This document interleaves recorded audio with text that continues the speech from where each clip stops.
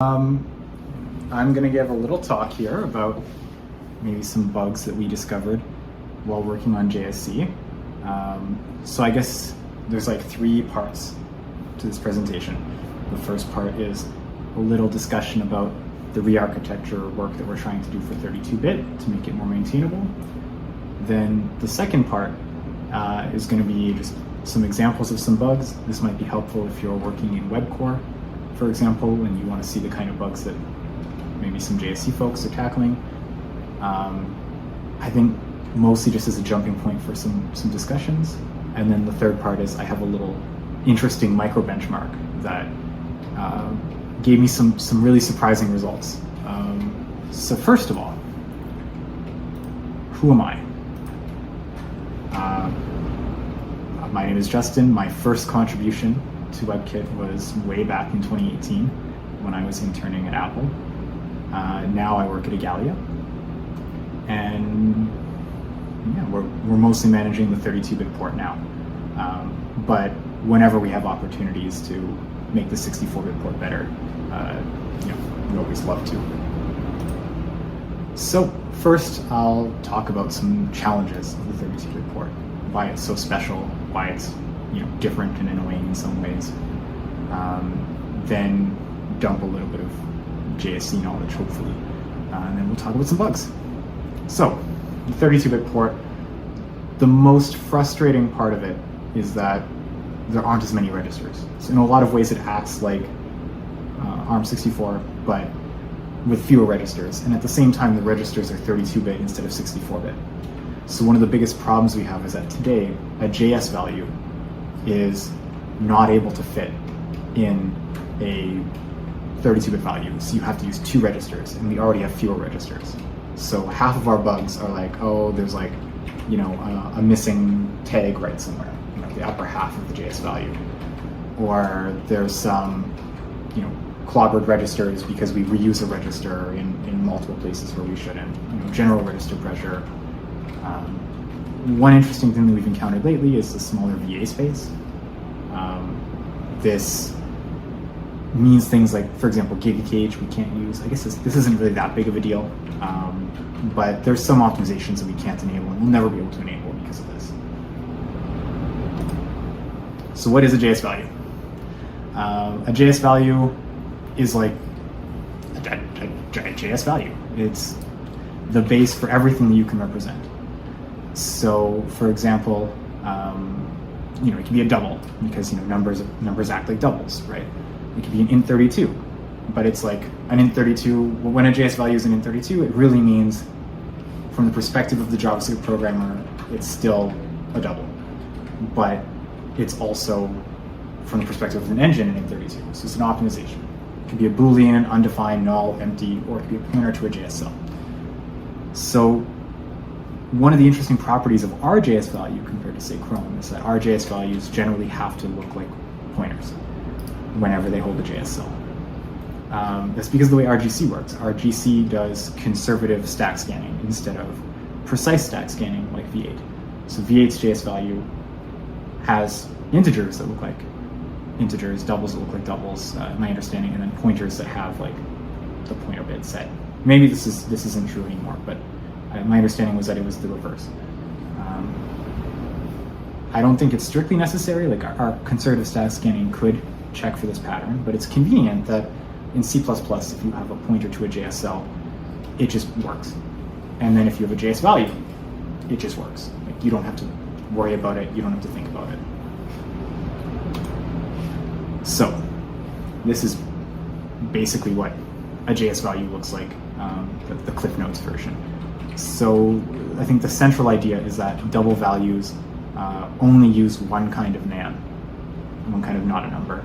So that limits the range of valid double values. And there's this huge block, like a valid double value that's either pure nan or a real double value won't start with like FFFC or FFFE.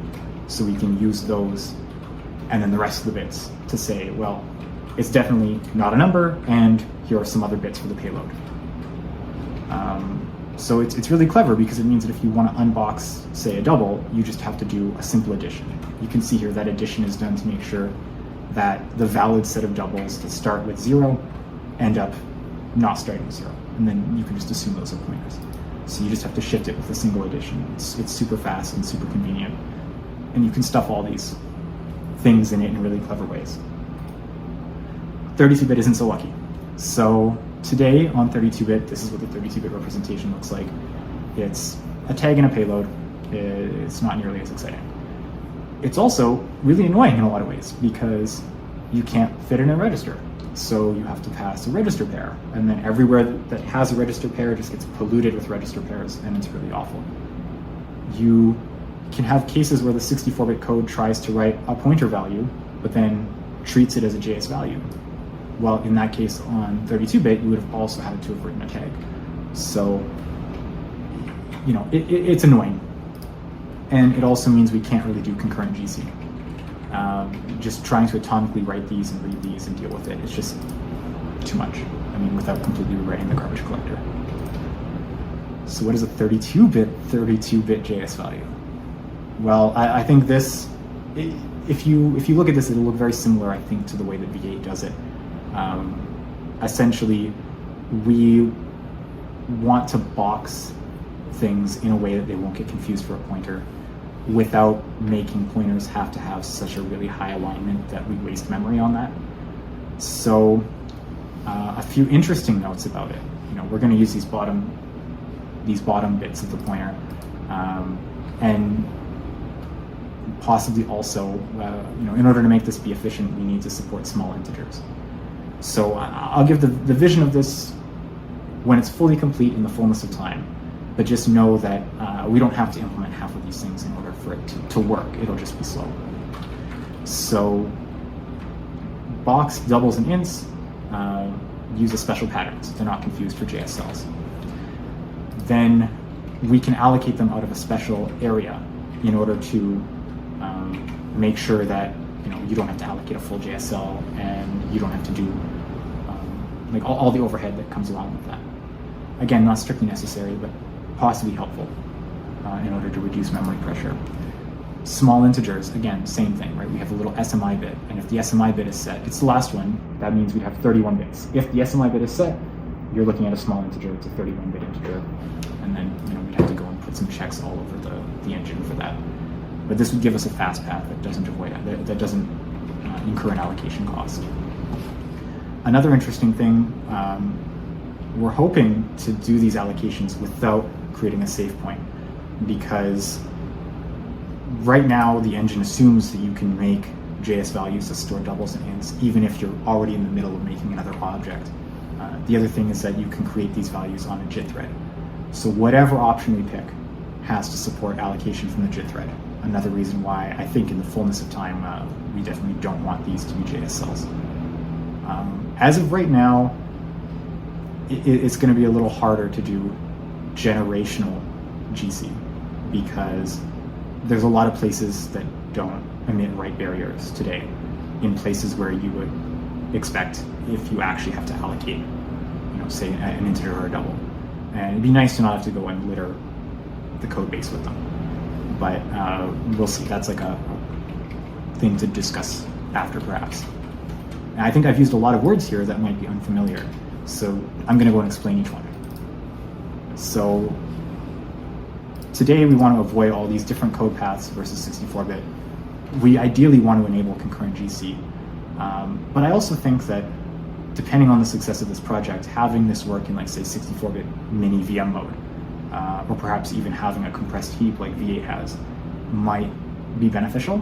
So I don't know today if the design would work for those things, but I'm hoping that this work can not just reduce the number of different code paths on 32-bit to reduce our maintenance burden, not just give us an architecture that works with concurrent GC, but I'm really hoping that this can give us something that lets us play around with these things on 64-bit.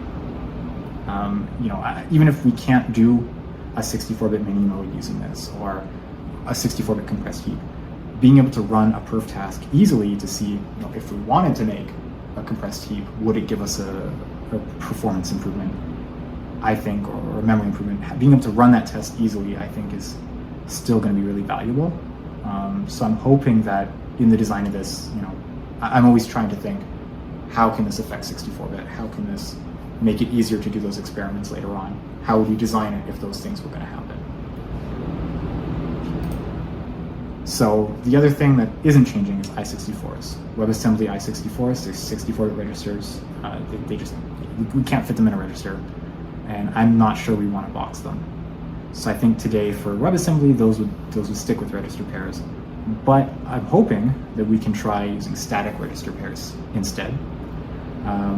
This would hopefully help reduce the maintenance burden, especially with, like, say, the BBQ kit, where it's not really clear to me, we haven't measured this, but it's not clear to me that the register allocation is actually better by allowing you to separately pick the tag and the payload register.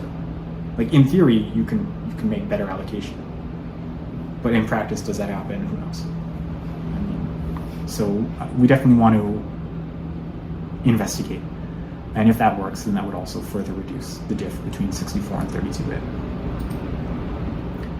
So I mentioned a lot of things, and I think that maybe if we talk about some GC bugs, it'll make some of those concepts more clear. So the first one that I want to talk about is write barriers. I mentioned that we might not be able to do generational GC because of these write barriers, or concurrent GC because of these write barriers. What is a write barrier? Well, a write barrier is our way of telling the collector about new information. So we have our mutator thread that's going and changing this object graph around. That's the word that we use. I believe it's the word that literature uses as well, the mutator. And it's racing against the collector. And the collector is trying to figure out the full set of things that are live right now, and the mutator is going and changing that set all the time. And in JSC, the way that our collector works, the mutator can win. So if you make just particularly evil JavaScript code that is making a lot of mutations to this object graph, it can win. It can create more work for the collector than the collector can complete.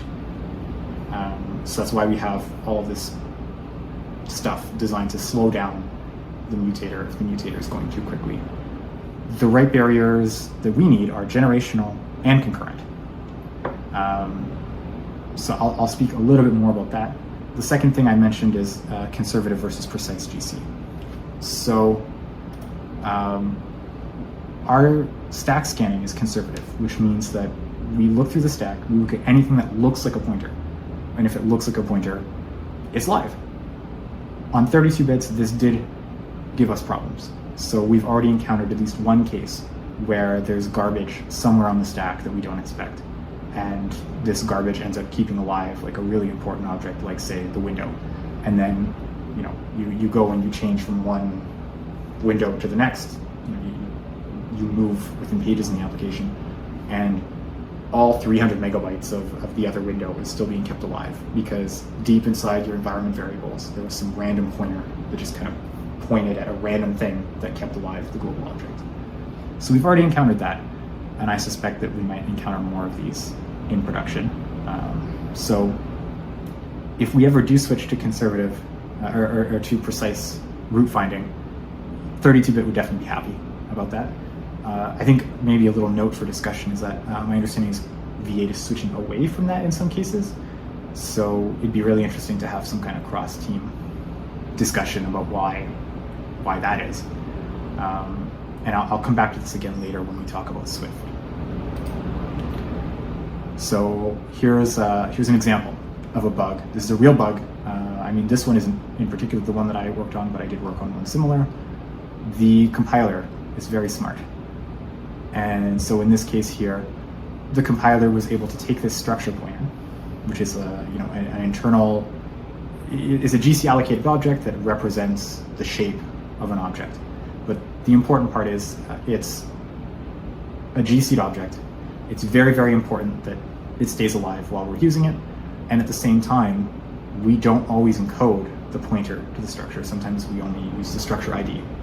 So in our case, the code deep inside here was only using the structure ID. The structure ID was live, but the actual structure pointer wasn't. So the compiler got really smart and decided, well, since you don't use the structure pointer, it's not live, we don't need to include it. So it wasn't in a register, it wasn't on the stack, it was just gone. And the only thing left was the structure ID, which the conservative root finder can't really do anything with. So bam, use after free bug. You did everything correctly, you still got to use after free bug. Now, I'm interested in knowing, is Swift going to make this better or worse? I think if we have infrastructure in the Swift language to be able to mark these roots, and we can use that, there's definitely a potential that we can improve performance and reduce the number of instances of bugs like this, and help with 32 bits weird random garbage. So I don't know. I mean, it already happens in C++, so it's not. I'm not claiming Swift will make it worse or anything. I'm curious if the compiler starts getting more aggressive about optimizing this kind of stuff. Are we going to have to think a little bit harder about our approach here?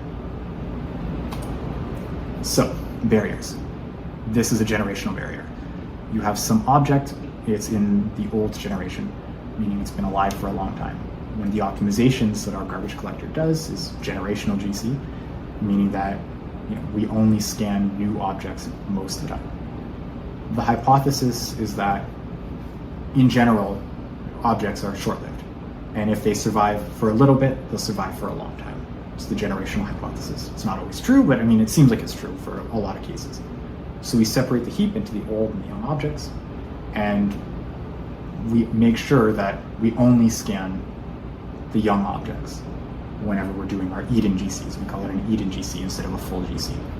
So if an old object is the only pointer to a young object, well, we don't scan the old objects, so we'll never see that pointer. And so that young object will be destroyed even though it's live. That's why anytime you do something that might allow you to make an old object point to a young object, you have to omit a write barrier. That's the generational barrier. I think it can be really confusing for contributors. You always see, like in drive-by comments, someone from JSC commenting, you missed a write barrier here. So if you're working on web core and you don't know what a barrier is, that's one of our barriers. A concurrent barrier works in a similar way. So say we have foo here, we assign foo.a. Then at this point in time, we interleave with the collector thread, or the marker thread, and then we mark foo. Then after foo is marked, after foo is recorded as being marked, we assign foo.b. And let's assume here that foo.b, the thing that we're assigning to, isn't already marked. Then we sweep. We would completely miss this object. Foo.b would not be marked. So in this case here, we also need a concurrent barrier. Now, our barrier actually works for both things. The beauty of the way that our collector works is that we have a concurrent barrier and a generational barrier, and the set of places where you need to insert them is exactly the same. So you don't have to think about it. Just if you're writing a JavaScript object from one place to another, you need the barrier. And of course, if you have like some kind of pointer in C++, you have to mark it yourself manually anyway, so you don't need it in that case because you're going to have your own custom logic for that. But our write barrier handles both. You need it for these cases, and write barriers are awesome. If you don't include them, then we get security bugs. Oh, sorry, one more thing that I wanted to mention. What is a safe point? I mentioned safe points. We want to allocate these new 32-bit cells without creating a safe point. Well, a safe point is the set of places where it's safe to do sweeping, where it's safe to delete objects. So typically in our code base, that's places where you allocate. So whenever you choose to allocate something, that's an opportunity to go and start deleting stuff, because of course your allocation might require memory, and in order to do that, you might need to perform a collection. Which means that if you, for example, in this case above, with foo, you actually only need to insert one write barrier here after you're done assigning all of them. You couldn't have the situation where, say, you assign foo.a, then foo.a is swept, then you assign foo.b, and then it's swept again. It'll only be done, you only have to do it, sorry, no, I'm wrong. In C++, if you wrote this in C++, it wouldn't create a safe point. So you have to think very carefully about where you insert them, but you don't always have to insert them unless there is actually a safe point between the two cases. I'm sure someone on Slack, we can discuss this one on Slack, because I think even in this case, I'm wrong about where you need to insert them. But yeah, so you'll see sometimes you don't always have to insert them, as long as you don't allocate inside. So for 32-bit, we might have to add some more barriers. Of course, these won't be active on 64-bit. It's just that it would kind of litter the code a bit. Probably also have to unbox ints in some places, which might be a little annoying. So that's like the current plan. But if someone wants to think long and hard about, an incremental, non-generational, concurrent stop the world's collector, then, that could also work, right? I don't really know how much of a burden this is going to be. I mean, so far typed arrays were the only thing that really stuck out to me. So if it's just typed arrays that need extra barriers, hey, we can just do that.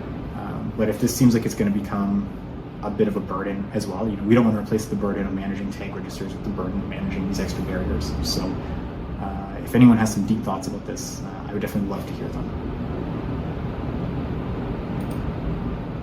So that's it for 32-bit. A little discussion of some bugs. Now this is just like a random other thing that I came across. This is like a little speculation glyph. So I was trying to create an example to explain what speculation is, and I got some results that were really surprising to me. So don't read too much into it. It's just like a random surprising anecdote. So first of all, everyone here, I hope you know what an int data array is, but if you don't, it's the typed arrays in general are just arrays that are not boxed internally. So you can actually store integers. You don't have to store it as a JS value and unbox it as a JS value and do all this conversion. So generally, I think you would think that they're faster, right? And I think that's what I found as well. But I'm curious what happens if you mix them. So I'd like to take a little poll in the room. Let's see if I can see the room here in the presenter view. Let's do a little poll.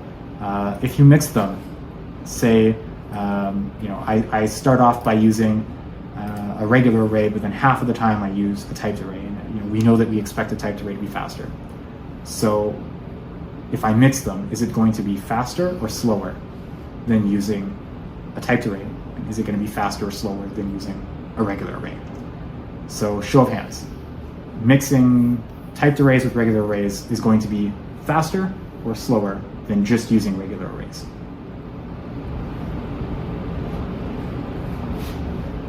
I guess maybe I should have specified. Raise your hand if you think it'll be slower.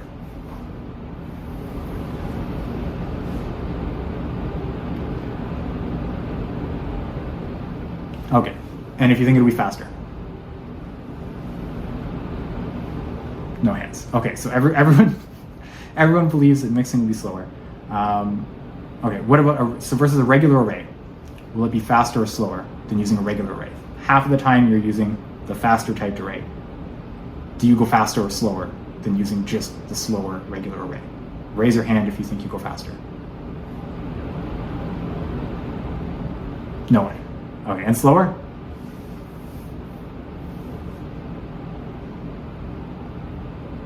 Okay. This is a very good audience. That's exactly correct. Which isn't surprising. I mean, that's why I wanted to make this demo. Now, I think you'll notice here, though, the numbers are maybe the surprising part. So I think, as expected, if you use an unint, a uint8 array, or uint32 array, whatever, like any of the typed arrays, you go pretty fast. So we'll establish that as 1. Then what is the slowdown that you get if you use the normal JavaScript array? So for JSC, on my computer, on the particular day that I measured it under very not laboratory conditions, I got about a 1.7x slowdown. If you use a regular array and then you use a typed array, you get a 22x slowdown, which was surprising to me. I'm really deeply surprised by this result. And the reverse, you get a 6x slowdown. So I didn't expect it to be this much slower. Honestly, I thought we would handle it better. This is a very contrived example, it's true, but I think it just goes to show that JSC really, really, really strongly assumes the two-phase hypothesis.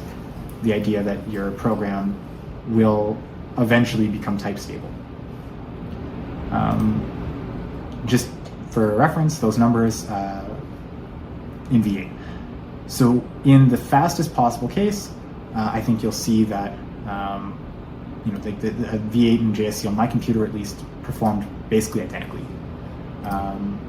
V8's a little bit slower for the regular array case, and then just way better for these weird cases. I don't exactly know why it's better. I didn't really look into it. I definitely want to. So I think it'll be an interesting. Maybe I'll nerd snipe some people here. So just to give you like a little quick example here, this is what the fast code looks like. The slow code, instead of having a get by val, ends up having a multi get by val, which has a branch inside of it. So my personal hypothesis is that for some reason that branch is just not getting predicted well or something. But I'd love to be able to get back to everyone once I've had a chance to look at it in more depth. And I just couldn't help myself. This is not like in this particular example here. I ended up picking a Sudoku solver off of like LeetCode. I just picked like some random one, right, just to try to be kind of representative of like a random program that someone might write. So I don't want to suggest that this benchmarking is very rigorous or anything like that at all. It's like literally just one data point on one machine on one day. But the results were generally what I expected, with one exception here. I think we see that C++ is obviously faster than JavaScript. It's about 3.5 times faster. Rust's faster. Java faster. So far, this is matching my expectations. Swift was slower than JavaScript. I may have used the compiler wrong, but I found that Swift was slower than JavaScript. This was deeply, deeply surprising to me. So I'm hoping that I can nerd snipe someone to tell me what I did wrong when using the compiler, or if I made a mistake while I was doing the translation. I got like the ChatGPT to do the translation for me, so it's like probably just wrong. But it was still really surprising that like I looked at it and I couldn't see anything obviously wrong just by looking at it, and it was 4 times slower than JavaScript. PyPy 5x, Python 71x. I think this matches everyone's general thoughts. But JavaScript is really fast actually. Like we've been doing a great job. It's a really good scripting language for that. I would have thought in my mind that JavaScript, I think of like, well, JavaScript, Python, Ruby, these are all kind of the same thing. No, JavaScript is closer to Java's performance than it is to, let's say, Python. So, just careless code. But I really hope that that this is just a one-off example. But seriously though, I saw these results and it kind of made me wonder, like, I think if we would be adopting a memory-safe language for more parts of the engine, I think in this case we're talking about the kind of stuff that's going to sit inside the web content process, where maybe Swift adoption isn't planned as aggressively. Why not JavaScript? I think, I only say this half seriously because I think if you do that, you end up getting torque, which is what V8 does. And I don't think torque is bad or anything. I'd be really curious to talk to the V8 devs about how that's gone for them. But I was just surprised.